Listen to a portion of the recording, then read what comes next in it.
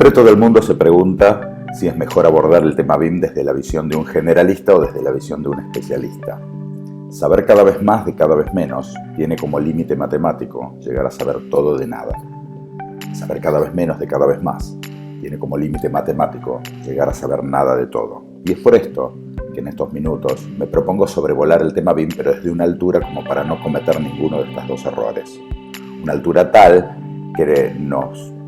como para no perder de vista desde dónde venimos y hasta dónde vamos. Una altura tal que nos permita ver el negocio, los contratos y la técnica, pero en forma simultánea y con perspectiva. Pero sobre todo, una altura donde el detalle no atente contra el concepto. Y desde allí, contarles algunas experiencias sobre las muchas implementaciones que hemos hecho en los últimos 3 años, pero concentrándonos en aquellas que se hicieron en grandes corporaciones y en municipios, donde se puede ver la problemática completa. Me voy a tomar además la licencia como para hacer algunas simplificaciones, como la que estamos acostumbrados a ver en estos gráficos, pero que de ninguna manera alteran las conclusiones y muy por el contrario ayudan a comprender las relaciones que hay entre las cosas. Todo comenzó allá por los años 80, donde un grupo de arquitectos quisieron cumplir con 2 objetivos fundamentales. El primero era un tema de documentación. Cansados de documentar en 2D, deciden comenzar a trabajar en modelos 3D, donde la documentación 2D era solamente una representación bidimensional que monitoreaba automáticamente una realidad única y tridimensional, es decir, muchos planos que responden en forma automática frente a cualquier cambio que se genere adentro del modelo. Y esto lo lograron. El segundo objetivo fue un tema de toma de decisiones. En este gráfico, la curva azul representa los costos que tiene una mala decisión dependiendo del momento del proyecto en la que ocurre. Si compro un terreno que no es el correcto, el costo es enorme, pero si me equivoco en la pintura, el problema no es tan grave. La curva roja representa el costo de corregir alguno de estos errores de acuerdo al momento de proyecto en la que yo me doy cuenta. Si me doy cuenta al principio, simplemente vendo el terreno y compro otro, y esto no es tan grave. Pero si me doy cuenta cuando el proyecto está terminado y pintado, el costo es altísimo. La curva negra representa los momentos en los que se tomaban habitualmente las decisiones sin BIM, y la curva 4 nos muestra el corrimiento de la toma de decisiones que se logra con BIM hacia momentos más arcaicos de la vida del proyecto, donde las decisiones se tornan más relevantes. Y también lo lograron. Pero ni siquiera ellos se dieron cuenta de lo que iba a ocurrir unos años después. A partir del año 2011 aparece el concepto de BIM Bam Boom, donde BIM es Building Information Modeling, en BAM la A significa Assembly y en Boom una de las O significa Operation o mantenimiento. Lo que dice este gráfico es que por cada $1 puesto en BIM se invierten más o menos 20 en BAM y 60, 80 o mucho más en Boom, en mantenimiento, a lo largo de la vida útil. ¿Cómo podemos justificar esto? Un proyecto cuesta más o menos el 5% del costo de construcción, con lo cual es fácil entender que la construcción es 20 veces más que el costo de proyecto. Ahora, ¿de dónde sacamos esta relación entre el BIM, el BAM y el Boom? Ahí tenemos que ir a oficinas de mantenimiento o de facility management. Ellos nos dan datos como lo siguiente. Para que un edificio se mantenga sin bajar su nivel a lo largo de toda su vida útil, hay que invertir del orden de $40 metro cuadrado año. Podemos invertir menos, pero lo que ocurriría con esto es que el edificio decaería en su prestación. Esto significa que a lo largo de 10 años vamos a estar invirtiendo $400 por cada metro cuadrado, a lo largo de 20 años estaríamos invirtiendo $800 por metro cuadrado, con lo cual estamos más o menos cada 20 años en un costo de construcción. Esto significa que son 5 construcciones cada 100 años, suponiendo que la vida útil fueran 100 años. Entonces, ¿cuánto cuesta un proyecto? ¿Una construcción o 6 construcciones? Nos estábamos olvidando de algo, me parece, ¿no? Y entonces, si un modelo nos acompañara desde el BIM hasta el Boom, nos ayudaría a administrar no solamente el único peso involucrado en el diseño, sino los 101 pesos involucrados a lo largo de la cadena de valor completa. Y esto es 100 veces más que la mejor hipótesis que manejaban aquellos pioneros de los 80. Por eso decíamos que ni siquiera ellos mismos imaginaban lo que iba a ocurrir. Pero no solo iba a ayudar a los owners a administrar este dinero, sino que los iba a ayudar a ser mucho más eficientes. Si este modelo estuviera bien hecho, podríamos ahora pasearnos por dentro, tocar una pared y decirle, te acabo de pintar, avísame dentro de 5 años. Tocar una lamparita y decirle, avísame dentro de 1000 horas. Y tocar un ascensor y decirle, avísame todos los meses. Y luego preguntar, ¿qué tengo que hacer el año que viene? Me contestaría, pintar 2 metros cuadrados, cambiar 5 lamparitas y hacer 20 mantenimientos de ascensores. Es decir, pasar de un mantenimiento correctivo a un mantenimiento predictivo, preventivo y predictivo. Y esto de pasar de un correctivo a un predictivo, ¿ahorra dinero? ¿Cuánto? Nuevamente, preguntando a especialistas de FM, de Facility Management, nos dicen que el ahorro de pasar de un mantenimiento correctivo a un mantenimiento preventivo y predictivo es del orden de un 40%. O sea, un 40% de 5 construcciones en 100 años. 2 construcciones en 100 años si hiciéramos bien el mantenimiento y de forma eficiente. Parece mucho 40%, pero pensemos cuánto costaría el cambio de aceite de tu auto si en lugar de cambiarlo preventivamente cada 10 años, lo cambiáramos cuando escucháramos ruido a bielas. Costaría un motor más un cambio de aceite. Bueno, en un edificio pasa realmente lo mismo. Este concepto, en los próximos años, empezó a pasar rápidamente de edificios a temas viales, a temas de infraestructura, a temas de industria y por último a ciudades para convertirse en uno de los pilares para todo lo que tiene que ver con Smart Cities. Y entonces este concepto, este viejo concepto BIM, ya no era más building y la M no era más modeling porque llegaba hasta el mantenimiento. Con lo cual empieza un nuevo concepto que se llama Business Information Management, que es un BIM como recargado, un BIM que toma mucho más allá de lo que había sido originalmente, para lo cual había sido originalmente pensado. Este concepto que estamos viendo coincide totalmente y está muy alineado con la charla que hubo en el mismo BIM Summit ayer que dio Teodoro Álvarez Fadón de Ferrovial. Y es por esto también que antes la iniciativa de utilizar o pasar a BIM era una decisión de estudios de arquitectura y empresas constructoras, pero hoy es una imposición de los comitentes por motivos claramente económicos que obligan a estudios y a empresas constructoras a meterse en esto con el único objetivo de poder ahorrarse todo este dinero a lo largo de la vida útil del proyecto.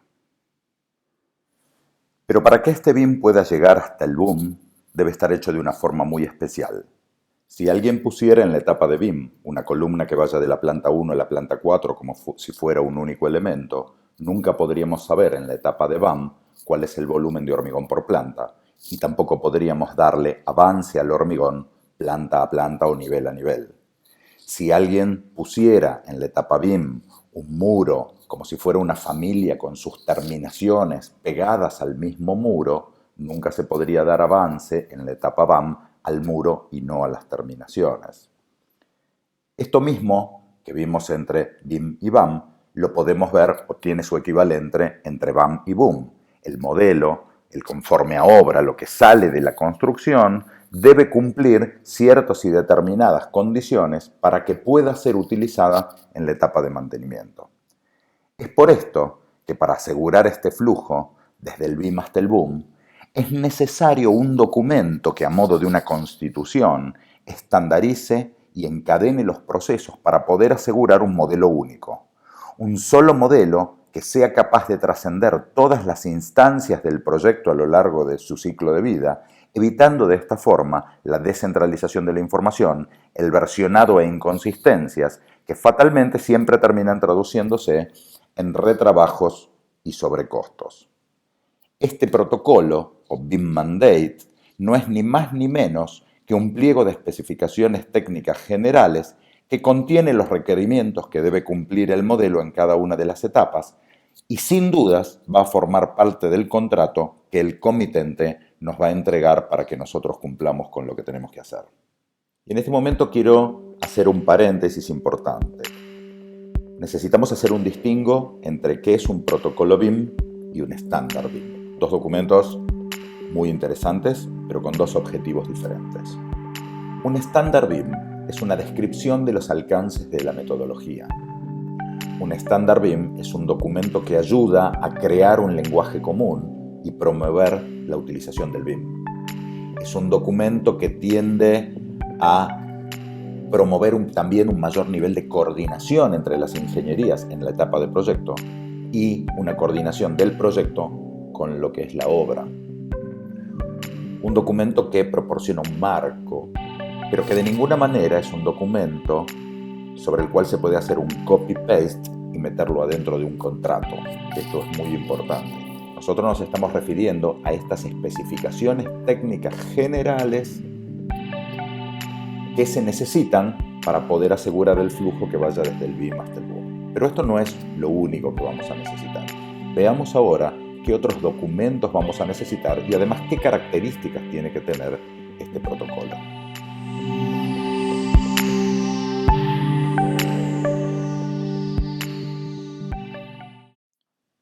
Contrariamente a lo que se piensa, este protocolo no es un documento rígido, aunque sí increíblemente conceptual.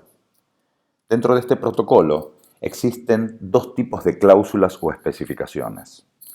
Las especificaciones técnicas propiamente dichas, que sí son rígidas, por ejemplo, quiero definir un aire acondicionado con tal marca, tal potencia, tal diámetro, las trazas son tales, o sea, no se puede inventar nada, hay que restringirse a lo que dice estas especificaciones, o especificaciones técnicas por performance, que son mucho más flexibles, en las cuales solo se especifican los resultados esperados. Por ejemplo, quiero un aire acondicionado tal, que me dé tal delta de temperatura en tanto tiempo y no haga más de tantos decibeles de ruido. Y después lo controlo con un termómetro, un cronómetro y un decibelímetro. Si hay algo en la etapa de protocolo 1, o sea, en el BIM, que si cambiarlo afectaría al modelo en la etapa 3 o en la etapa de mantenimiento, esto debe ser especificado en forma rígida o técnica. Pero si hay algo en la etapa 1 que yo puedo hacer en el modelo, que aunque lo cambie por otra alternativa no afecta a la etapa 3 de mantenimiento, se puede especificar por performance. Estos protocolos deben ser escritos de forma tal que haya tantas cláusulas flexibles o por performance como sea posible y solo aquellas rígidas o técnicas que sean necesarias. ¿Qué pasa entonces si hacemos un BIM sin protocolo?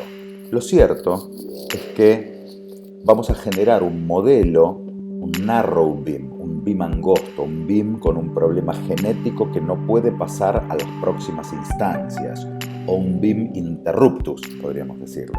Mi hija diría un BIM and go. Genero un BIM donde no me importa qué es lo que pase más adelante y seguimos trabajando de una forma un poco autista, quizás. Generar un modelo con protocolo lo que permite es que entramos desde una calle lateral a una autopista donde la información fluye rápidamente de un lado al otro y que no tiene problemas.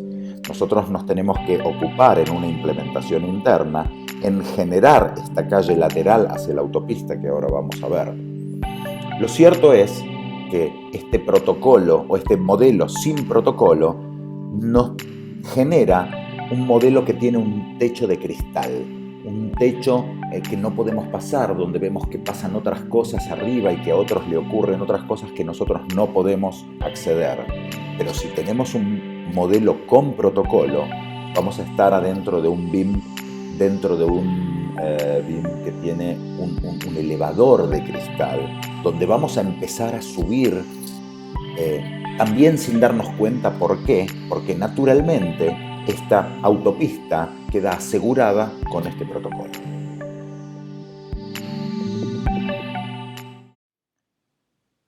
Pero la existencia de este protocolo todavía no asegura la eficiencia dentro de cada una de las instancias. Para ello, es necesario el desarrollo de un manual de operaciones o manual de procesos internos y de templates.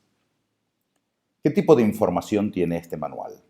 Supongamos que estamos dentro del proceso de diseño de un edificio de 20 plantas y que en cada una de estas 20 plantas tenemos que colocar 100 muros desde el nivel de piso terminado hasta 3,20 metros, unos 2.000 muros en total. Supongamos además que por estar en la etapa de diseño, un condicionamiento de proyecto nos obliga a aumentar la altura de planta, digamos, unos 10 centímetros. Todos estos muros, entonces, quedarían cortos y deberíamos entrar dentro de un tedioso proceso de edición. Si en lugar de haber puesto los muros hasta 3,20 metros, los hubiéramos puesto con un attach hasta el fondo de losa y a su vez la altura de la losa la hubiéramos atado al nivel de planta, el trabajo de edición frente a un cambio que sin dudas va a existir, porque estamos en la etapa de diseño, pasaría de 1.000 horas de trabajo a 0 horas de trabajo, porque ahora, frente a este cambio, todo nos acompaña. Al comitente este tema no le importa. Mientras él reciba el modelo como lo necesita, si los procesos internos del estudio o empresa son ineficientes, no es su problema. Pregunto ahora, en nuestra empresa, en nuestro estudio, ¿cada modelador va a modelar como a él le parezca? La respuesta claramente es no, y este es el tipo de información que va a haber adentro de estos manuales de procedimientos. ¿Y qué es un template? Un template es una estructura de administración segura e inteligente, vacía de contenido, pero que está esperando que este contenido llegue. Una estructura donde se resuelven los problemas mucho tiempo antes de que estos problemas se originen. Es como tener una mesa ya preparada y tendida, esperando a que lleguen los comensales y la comida, porque el trabajo adentro del restaurante comienza mucho antes que se abran sus puertas. Si bien un template está compuesto por muchas cosas, una forma de poder visualizarlo es imaginar un set de 500 láminas ya armadas previamente que monitorean el lugar vacío que va a ocupar el proyecto cuando en algún momento se defina. Una documentación que de alguna manera va a funcionar como un par de lentes que uno se pone para poder ver el proyecto cuando éste llegue. Y que representa además la forma en la que la empresa o estudio quiere ver a este proyecto, una forma de visualización que tiene el propio ADN de la empresa y el punto de vista con la que la empresa quiere mirarlo, porque es desarrollado, el template, por la propia empresa. Otros ejemplos de estas cosas que suelen estar incluidos dentro del template son estructuras de carpetas, son archivos ya con nombres genéricos y ya linkeados, plantillas de cómputos, elementos genéricos pero inteligentes, etcétera, etcétera. O sea, el template no se restringe solamente a una forma de visualización, sino que tiene muchísimas cosas. Es decir, lo que estamos haciendo es tratar de generar una empresa que tenga una personalidad BIM lo suficientemente asentada como para que su eficiencia no dependa de personas, de la improvisación, de criterios angostos o de la buena o mala formación que pueda tener alguno de los modeladores, sino que muy por el contrario, dependa de métodos y procedimientos ya diseñados y envasados previamente por consultores que han tenido la capacidad de poder ver el juego completo y que hayan escrito estos manuales para que los BIM managers los pongan en funcionamiento. ¿Qué es una implementación sobre una instancia entonces? Bueno, una implementación es una consultoría que culmina con la entrega y explicación al equipo de trabajo, BIM managers, etc., de estos 3 documentos: un protocolo, su propio manual, el manual de la empresa, y su propio template, el template de la empresa. Y yo quiero destacar la enorme importancia que tiene este protocolo, porque es en realidad un protocolo de diseño, digamos. Es un protocolo que quizás nadie nos impuso aún y con el que vamos a diseñar todos los procesos internos de la empresa, pero es un protocolo que trata de adelantarse a los acontecimientos, previendo lo que algún hipotético cliente pueda llegar a solicitar en algún momento. Porque implementar un protocolo que no piense en lo que nos van a pedir por contrato va a implicar que vamos a tener que cambiar todas las metodologías y todos los procedimientos cada vez que venga un nuevo cliente o que un viejo cliente evolucione. Este protocolo de diseño es una especie de envolvente de todo lo que nos podría llegar a pasar y de ahí la flexibilidad inmensa que se requiere.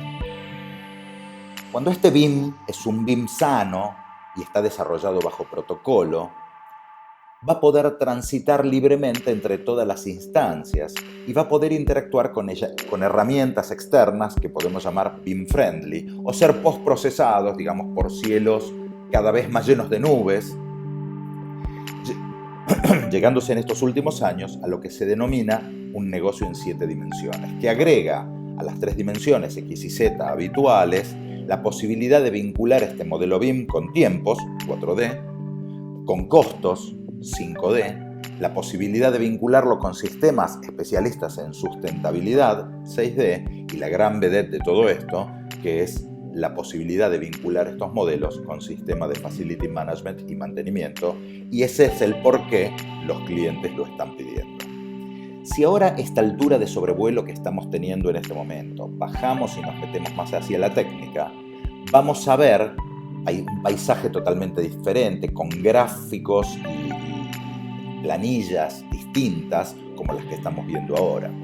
Pero lo mostramos porque es importante recordar a esta altura de la charla que lo que estamos contando no es una opinión y no es que estamos haciendo una hipótesis de trabajo, sino que les estamos contando las conclusiones y el resumen ejecutivo de implementaciones que fueron desarrolladas hasta el más mínimo detalle. Porque simplificar la ida hubiera sido una subestimación del problema, pero simplificar a la vuelta siempre tiene la genialidad que tienen los resúmenes. Decíamos entonces que estos 3 protocolos conforman las especificaciones técnicas que deben cumplir los entregables de cada una de las instancias para poder asegurar que el flujo de información llegue desde el BIM hasta el BOOM. Una forma de tener todo preparado y adelantarse a los acontecimientos que rápidamente iban a llegar. Y los requerimientos del owner no se harán esperar. Tan pronto como aparezca un proyecto, el owner, de la mano de su consultor, generará un contrato preciso, pero ahora con su propia versión del protocolo, al cual se le van a adjuntar un BEP, un BIM Execution Plan, que no es ni más ni menos que un pliego de especificaciones técnicas particulares ahora, al que se le va a adjuntar, siempre y sin excepción, una matriz de responsabilidades y una matriz de responsables, o sea, los BIM managers y el resto del equipo con nombres y apellidos. De la raya punteada hacia arriba se encuentran los documentos vinculados con quien contrata el trabajo, pero de la raya hacia abajo se encuentra el estudio de arquitectura, la empresa constructora y la empresa de facility management o las instancias de diseño, construcción y mantenimiento de una misma empresa que abarca las 3 funciones. De cualquier forma, lo hacen con ya su implementación ya hecha y por ende con su protocolo, manual y templates listos y esperando para que empiece la acción. Primero, le llega el turno al estudio de arquitectura, donde el equipo de modeladores y el BIM manager reciben el contrato, pero ahora de la mano de las herramientas más eficientes que disponen, o sea, su manual de operaciones y su template, generan el output de requerimiento de contrato, que para esta instancia en general es el modelo licitatorio con la documentación licitatoria asociada. Cabe destacar que si este estudio no ha implementado o no tiene la capacidad de trabajo instalada como para desarrollar el proyecto que acaba de llegar, puede pedir ayuda y subcontratar este trabajo o parte del trabajo a una empresa especializada que se llama BIM Manager Office. Este output de la instancia de diseño obviamente ya está bajo protocolo y en los formatos en que la instancia de construcción requiere y que junto con la parte correspondiente del contrato es tomada por la empresa constructora, quien ahora, de la mano de su equipo de modeladores y BIM manager, sumado a los manuales y templates, 2 tipos de documentación. Una documentación propia interna que no va a seguir adelante en las siguientes etapas. Por ejemplo, el modelo ejecutivo y la documentación ejecutiva o los modelos intermedios de seguimiento de obra. Pero la otra documentación que también va a generar es una documentación que sí va a seguir para adelante, que es un requerimiento ineludible de contrato y no es ni más ni menos que el as-built o el conforme a obra. Nuevamente, esta empresa constructora, si no ha implementado o no tiene la capacidad de trabajo instalada como para hacer el BIM que acaba de llegar, puede pedir ayuda y subcontratar este trabajo o parte del mismo a una BIM Manager Office o a la misma BIM Manager Office que se había pedido en la instancia anterior. Por último, este modelo as-built, que también se encuentra bajo protocolo, llega a la instancia de mantenimiento y junto con la parte de contrato correspondiente es tomado por la empresa, que será la responsable del mantenimiento del modelo actualizado a lo largo de toda su vida útil. Y lo va a hacer frente a planes de mantenimiento sistemáticos que se hayan definido o frente a pedidos esporádicos de reparaciones no previstas. Lo cierto es que, además, este modelo o esta instancia tendrá que conectar este sistema, este modelo, a los sistemas de mantenimiento externos, como pueden ser SAP, Ecodomus, Tririga, Máximo de IBM, etc. Queremos dejar entonces algunas conclusiones. No estamos en una era de cambio, sino que estamos en un cambio de era. Todo lo que antes era tonto, estaba desconectado, ahora está conectado y es inteligente. Hablamos de televisores, autos, edificios, ciudades, huertos, granjas, cuerpos. En BIM jamás quedan espacios vacíos. Solitos se llenan de errores cuando los dejamos vacíos. Los modeladores sufren cuando tienen que seguir las reglas de los protocolos, manuales y templates, pero los owners sufren cuando no las siguen. Con el tiempo, y de la mano de los BIM managers, los modeladores comenzarán a apreciar esta seguridad y tranquilidad que deja viajar en una autopista de una sola mano y de un solo carril y con el cinturón de seguridad puesto, que es lo que estas metodologías proponen. No hay que empezar atolondrado, porque antes entendemos que el pedal era el acelerador y ahora el pedal seguro no es el freno, pero posiblemente sea el embrague. Hay una gran diferencia entre un owner que pide un BIM con protocolo y un owner al que le venden el BIM que le resulte cómodo. En el primer caso, el owner es el comprador, pero en el segundo caso, el owner es el producto. El problema de hoy, seguimos insistiendo, que no es el desconocimiento, sino la ilusión de conocimiento. Y confieso que he pecado, digamos, ¿no? Pero tenemos que empezar a vincularnos con nuestra propia versión acústica y unplugged de este estrepitoso personaje que nos habita. Hoy no se habla del costo de implementar BIM, hoy se habla del costo de no implementar BIM, pero cuidado, hay una sola cosa más cara que no implementar BIM, y es implementar mal BIM. O sea, lo más barato de todo es implementar BIM. Le sigue no implementar BIM, pero implementar mal BIM es más caro que todo lo demás. Y lo que pasa es que conocer estas verdades nos va a hacer libres, pero primero nos va a hacer enojar mucho. Pero porque si vamos a fracasar, tenemos que saber todo esto, porque si vamos a fracasar hay que hacerlo rápido y barato. Y para ello tenemos que empezar a tener tolerancia y lograr desdramatizar el fracaso. Muchísimas gracias.